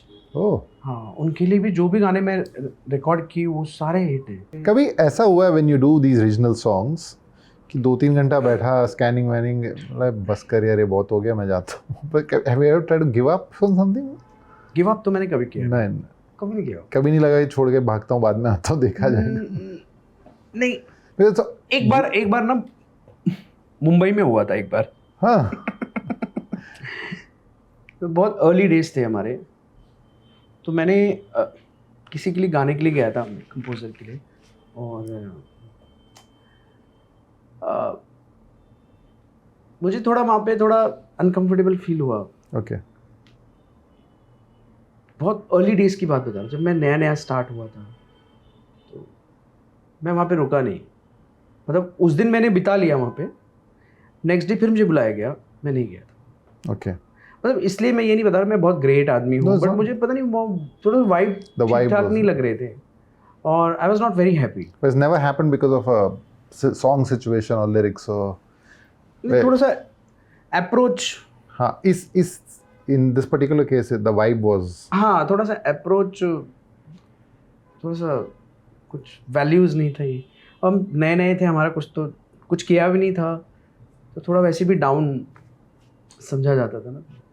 तो वो चक्कर में भी नेक्स्ट डे मैं गया नहीं। मैंने कहा यार जो मेरी किस्मत में होगा वो मुझे मिलेगा, तो ये नहीं मिला तो मुझे और कुछ मिलेगा, 10 रास्ते मुझे खुलेंगे, नहीं गया तो क्या क्या मतलब ख़त्म हो जाएगा। तो ऐसा हुआ था एक बार। जावेद भाई, आप बिग बॉस में भी थे क्या? मुझे अभी ऑफ़र किया, Because- कभी नहीं जाना चाहूँगा मैं नहीं। बिग बॉस में भी। मुझे अभी ऑफ़र किया, मुझे ऑफ़र आया था कि आप बिग बॉस में जाना चाहते, मैं कर नहीं, नहीं। मेरा काम नहीं है। और खतरों के खिलाड़ी के लिए भी मुझे ऑफ़र आया था अभी, दोनों ऑफर्स आए थे। राइट। किसी एक में तो आप जाएंगे, मेरे हाँ कहने की देर थी तो मैं नहीं गया, क्योंकि मैं वैसा बंदा हूँ नहीं। और मैं ना खामा गॉसिप वगैरह का मुझे शौक भी नहीं है। और मैं झगड़ा लड़ाई वड़ाई करने वाला मेरा नेचर है नहीं। कोई भी मुझे कुछ बोल देगा तो मैं रिएक्ट करूँगा। और मेरा क्या है ना, मैं बहुत सेंसिटिव बंदा हूँ। कुछ चीज़ हर्ट कर जाती है ना तो फिर थोड़ा सा ना मन को मेरे दुख लगता है।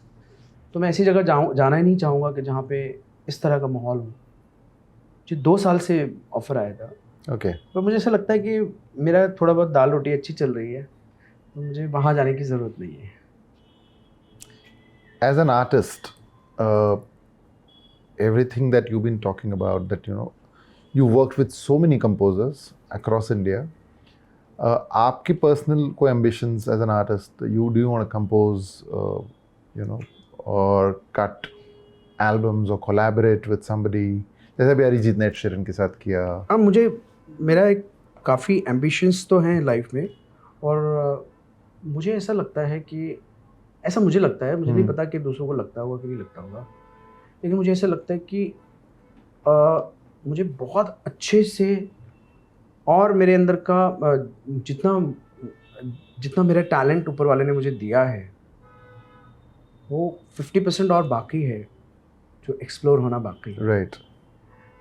मैं महसूस करता हूँ ये बात, और अभी मैं कहता हूँ ये बात, जी। पहले कहता नहीं था जी। कि मुझे बहुत अच्छे से कोई भी कंपोज़र और भी मेरा और अच्छा हिडन टैलेंट है जो उसको यूज़ किया जा सकता है। अब वो मेरी किस्मत है कि वो किस तरह से, कब मिलेगा, कैसे मिलेगा, लेकिन मुझे ऐसा लगता है कि मेरा अभी तक 50% काम बाहर आया है, 50% मेरा टैलेंट एक्सप्लोर किया जा सकता है। राइट। ये मैं सच्ची बात बोल रहा हूँ, मेरे अंदर से फीलिंग आता है। कितनी अलग तरीके से मुझे मोल्ड करके गवाया जा सकता है। मेरी काबिलियत को जितना भी मुझे ऊपर वाले ने दिया है उसको यूज़ किया जा सकता है। You don't want to do it yourself? सी मुझे ना बहुत अच्छा कुछ ऑफ़र मिलेगा। मैंने कंपोज कभी किया नहीं है, कभी ट्राई नहीं किया। By the grace of God उतना वक्त नहीं मिल पाया कि ना मैं चुपचाप बैठ के चलो ये कंपोज करता हूँ, या फिर कुछ ना कुछ रहता ही है, कुछ ना कुछ बिजी रहते हैं हम लोग। अब मैं ये नहीं बताऊँगा मैं ये करता हूँ, मैं वो करता हूँ, क्योंकि दुनिया को पता है by the grace of God मैं बिजी रहता हूँ, तो इतना वक्त नहीं मिल पाता। अब कंपोजिशन एक ऐसी चीज़ है कि जो आप बैठ के नहीं कर सकते। राइट। वो क्रिएशन है, वो कभी भी आ सकता है। राइट। आप फ्लाई कर रहे हो, फ्लाइट में हो, या आप ना, तो कभी कुछ आता भी है तो, बट मैंने कभी ऐसा प्रोफेशनली ट्राई नहीं किया। कभी ऐसा कुछ मौका मिला या कुछ फ्रीडम मिला या कुछ अच्छा कोई प्रोजेक्ट मिला तो मैं डेफिनेटली ट्राई तो करना चाहूँगा। But you're happy right now being a singer and a performer? Of course जो खुदा ने मुझे दिया है, मुझे ऐसा लगता है कि मेरी जितनी मैंने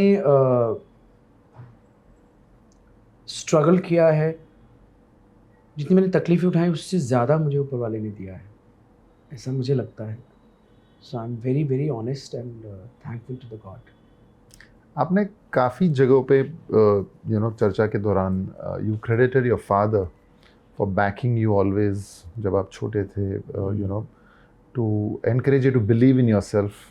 कि एक इंटरव्यू में आपने ये भी कहा था कि रिश्तेदार आके पूछते थे कि अरे क्या कर रहे हो मुंबई में, एंड योर फादर सेड बेटा खुद के पैरों पे खड़े हो, and I am gonna ask you something else. What was the role of your mother in your childhood?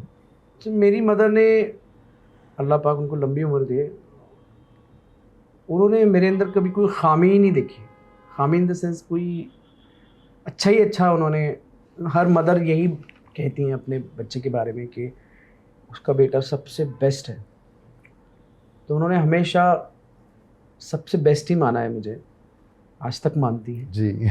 जो हर मदर मानती है बच्चे को।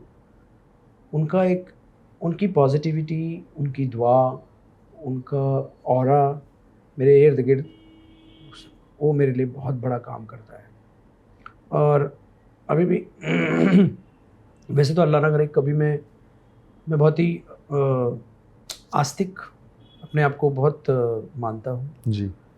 और कभी ऐसा मौका आता है कि कुछ चीज़ें आपके मुताबिक नहीं हो पाती, तो मैं अपनी मदर के पास जाता हूँ और उनके साथ में मैं डिस्कशन करता हूँ, वो मुझे बड़ा एक हौसला देती है। नाइस। और ज़िंदगी के लिए वो जो उनका नज़रिया है वो मुझसे बहुत शेयर करती है, तो ये मेरे लिए बहुत हेल्प करता है। मेरी मदर ने हमेशा वही किया है, मुझे इनकरेज किया है, मुझे भरोसा, एक दिलासा दिया है हमेशा ज़िंदगी में, और उसी की बदौलत मैं आज यहाँ पे बैठा हूँ। So sweet. और मैंने हमेशा उनके कहने को अपना, उनका एक कहते हैं ना कि एक उसको ही पूरा माना है। उन्होंने जो कह दिया वो पत्थर की लकीर है, तो वैसा मैंने एक अपनी ज़िंदगी को बनाया है। मैं ये बात इसलिए कहनी ज़रूरी है कि ना, आप कभी कभी कुछ बातें ऐसी लोगों की ज़िंदगी पे आपका असर पड़ता है। जी। मेरी लाइफ का ये बहुत बड़ा एक सरमाया है, एक फंडा है जिसको मैंने हमेशा फॉलो किया है, तो मेरी मदर का बहुत बड़ा रोल है। So sweet. और हर कदम पे, इनफैक्ट जब मैं कोई कॉन्सर्ट्स में, वो मेरे कॉन्सर्ट्स का इंतज़ार करती हैं। उन्होंने वो कहती हैं कि मुझे दुनिया में कहीं नहीं जाना, सिर्फ जावेद का कॉन्सर्ट सामने बैठ के सुनना है। वाओ। और मैं 2 या ढाई घंटे जितनी देर का भी कॉन्सर्ट रहता है, मैं कौन सी दुनिया में चली जाती हूँ मुझे पता नहीं चलता। So she travels with you in your concerts? बाहर नहीं, इनफैक्ट बॉम्बे में जो भी कॉन्सर्ट रहेगा, Okay. या दिल्ली अगर वो हैं, तो मैं दिल्ली में कोई कॉन्सर्ट में जाता हूँ, जो पब्लिक इवेंट होता है, जी। टिकेटेड इवेंट होता है, तो मैं उसमें वो सबसे आगे बैठी रहती है। What a proud moment it must be for her. हाँ, इनफैक्ट अभी जब मैं यहाँ आ रहा था तो मेरा एक कुछ कॉन्सर्ट है आउट ऑफ इंडिया, तो सोशल मीडिया पे आ जाता है ना, पोस्टर्स Correct. वगैरह आ जाते हैं, तो बस वो शी वाज आस्किंग वो कॉन्सर्ट कब है तुम्हारा। मैंने कहा मम्मी वो तो अभी 2-3 महीना है उसको, हाँ। तो वो यहाँ भी इंडिया में भी नहीं है, तो आउट ऑफ इंडिया है वो। अच्छा ठीक है, तो इतना वो उनको एक शौक है, और मुझे जब भी वो बैठी रहती है वो ब्लेसिंग्स देती रहती है, बहुत प्यार करती रहती है। So sweet, Javed bhai. That is another thing common between you and Rahman साहब, because उनकी भी माँ का हाथ जी हाँ, इतना था उनके ऊपर, her blessings and her duas. मैं कभी भी ना उनको ऐसे यूं ही नहीं छोड़ सकता। मैं अक्सर देखता रहता हूँ कि मैं कुछ अभी का जो चलन चला है, पेरेंट्स से अलग रहने लगते हैं, मैंने देखा है कई लोगों को, मैं जानता हूँ जिन्होंने अपने वृद्ध आश्रम में अपने पेरेंट्स को छोड़ दिया है, तो मैं उन लोगों से इत्तेफाक नहीं रखता। बिल्कुल। मैं सोचता हूँ कि आपके माँ बाप हैं, आपके वालिदैन हैं, आपके पेरेंट्स हैं, तो वो आपका सबसे बड़ा सरमाया है, वो अपने आपका सबसे बड़ा कहते हैं ना, आपका सबसे बड़ी पूंजी है आपके पेरेंट्स। आपको दुनिया में हज पे जाने की ज़रूरत नहीं है, अगर आपके पेरेंट्स आपके पास हैं, उनकी आप ना सेवा कर लें उनको, तो वो सबसे बड़ा हज है, और उस वही उसका रुतबा है। तो मैंने वो हमेशा रखा है। इनफैक्ट मेरे डैड के सामने उनके एक डायलॉग्स, उनके एक जो चीज़ें उन्होंने मुझे बताई हैं, वो ज़िंदगी में मेरे काम आ रही हैं। और कभी भी ज़िंदगी में कोई भी ऐसा चीज़ आती है कि जो आपको डाउन फील कराती है, तो मैं हमेशा याद करता हूँ कि अगर मेरे डैड होते तो वो क्या बोलते हैं, तो वो सारी चीज़ें मैं याद करता हूँ। नाइस। मेरी मॉम एंड ऑफ कोर्स मेरी वाइफ बहुत बड़ा मेरा एक वो है, एक कहते हैं ना, आपके लिए आपको एनकरेज करते हैं हमेशा लाइफ में, जो भी मिला है। तो मैं बहुत लकी रहा हूँ, मुझे एक बहुत ज़बरदस्त फैमिली मिली है। आप फैमिली ओरिएंटेड हूँ मैं, राइट। फैमिली ओरिएंटेड हूँ, फैमिली के साथ रहना पसंद करता हूँ। You were 4 kids, right, growing up? मुझे मिलके 4 हैं। हाँ। और मेरे बाकी भाई तो दिल्ली में रहते हैं। None of them are into music? नहीं, वो सब है ना, तानसेन नहीं कानसेन है, Hmm. सुनने वाले बहुत है, बहुत अच्छे नॉलेज है। Yes. तो डेस्टिनी है, वो अपने आप लेकर जाती है आपको जहाँ जाना है। वो हमेशा, आप कभी कभी ऐसा होता है कि आप करना कुछ और चाहते हैं और वो कुछ और जाता है। Correct. जब मैंने अपना करियर स्टार्ट किया ना, तो मैंने कभी सोचा नहीं था कि मैं फिल्म म्यूज़िक में आऊँगा, मैं प्लेबैक सिंगिंग करूँगा। मैंने कभी नहीं सोचा था लाइफ में। मैंने हमेशा सोचा था कि मैं लाइट म्यूज़िक करूँगा, स्टेज शोज़ करूँगा, और बीइंग अ गुलाम अली खान साहब Correct. का फ़ैन, मैंने ये सोचा था कि मैं इस तरह से अपना करियर इस जोन में लेके जाऊँगा।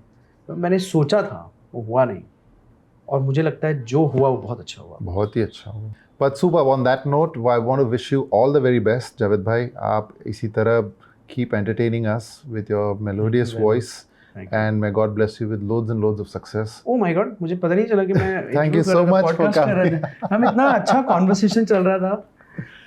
Thank you so much.